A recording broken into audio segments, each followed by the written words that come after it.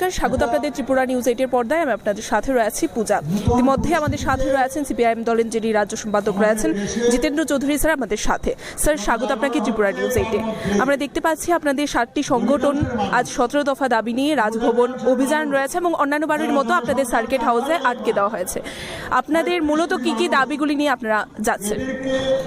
দাবিগুলো 17 দাবি মূলত কৃষক, ক্ষেতমজুর, জমিয়াদের যে অধিকার, এই যে রেগা, প্রত্যেকটা ফ্যামিলি বছরে 100 দিন কাজ তার অধিকার, এটা কারোর দয়া দাক্ষিণ্য নয়। কিন্তু ত্রিপুরা যে এটা 50 দিনও হয় না, এবং যে কাজ করেছে এই দ্বিতীয়বার সরকার আসার পর এখন অবধি 100 কোটি টাকা বকেয়া আছে মজুরি। সরকারের ভ্রুক্ষেপ নেই, আর সে সরকার এখানে কার্নিভাল করছে। 2006 সালে ওই চুরির টাকা দিয়ে জামদানি শাড়ি বিলি করছে, তারপরে আর নানাভাবে ওই কলকাতা, এই আহমেদাবাদ গিয়ে খেলা দেখছে।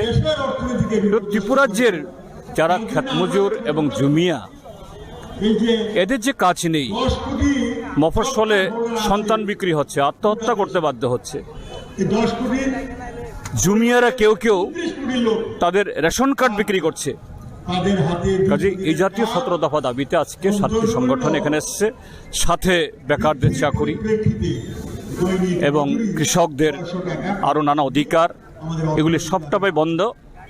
তার জন্য রাজ্যপালের কাছে নোটিশ দেওয়া হয়েছে, কিন্তু রাজ্যপাল নাকি চলে গেছেন। যে ত্রিপুরাজ্যের রাজ্যপালও ত্রিপুরাজ্যের জনগণের প্রতি দায়বদ্ধতা নেই।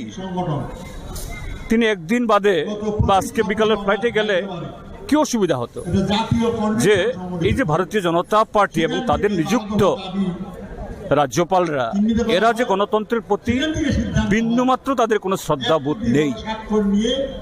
এই যে হাজার হাজার লোক এখানে আসলো, এদেরকে অসম্মান করে না, এটা গোটা এই ত্রিপুরা যে 40 লক্ষ মানুষকে সংবিধানকে অসম্মান করা, এটাই আজকে আমরা প্রত্যক্ষ করলাম। স্যার, ভারত সরকার এবং রাজ্য সরকারের সর্বসময় একটা দাবি রয়েছে যে কৃষকদের বা ক্ষেত মজুরদের জন্য তারা বিশেষ কিছু প্রকল্প আনছেন, এবং ভারত সরকারের দাবি রয়েছে কৃষকদের জন্যই কাজ করছেন। তবে আপনাদের কেন পথে নামতে হচ্ছে? 100 কোটি টাকা বকেয়া হচ্ছে কেন?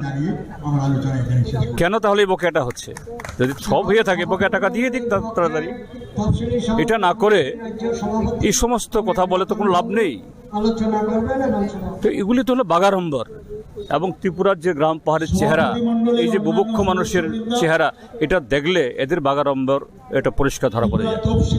আপনাদের প্রতিনিধি দল এখন কোথায় যাবে? যাবে এখানে রাজ্যপালের ভবনে দিয়ে আসবে। রাজ্যপাল নেই, তিনি যেতে পরে এসে পড়েন, এটা দিয়ে আসবে। অসংখ্য ধন্যবাদ স্যার আপনাকে। আমরা তুলে ধরার চেষ্টা করেছি আপনাদের সামনে সিপিআইএম দলের যিনি রাজ্য সম্পাদক রয়েছেন জিতেন্দ্র চৌধুরী স্যার, আজকের তাদের এই 17 দফা দাবিকে নিয়ে তাদের যে রাজভবন অভিযান রয়েছে তাকে নিয়ে বিশেষ কিছু বক্তব্য রাখলেন, আমরা আপনাদের সামনে তুলে ধরার চেষ্টা করেছি। এখনকার মতো সংবাদ আমরা এখানেই শেষ করছি। পরবর্তী বিভিন্ন আপডেটস দেখতে অবশ্যই চোখ রাখবেন ত্রিপুরা নিউজ 8-এর পর্দায়। নমস্কার।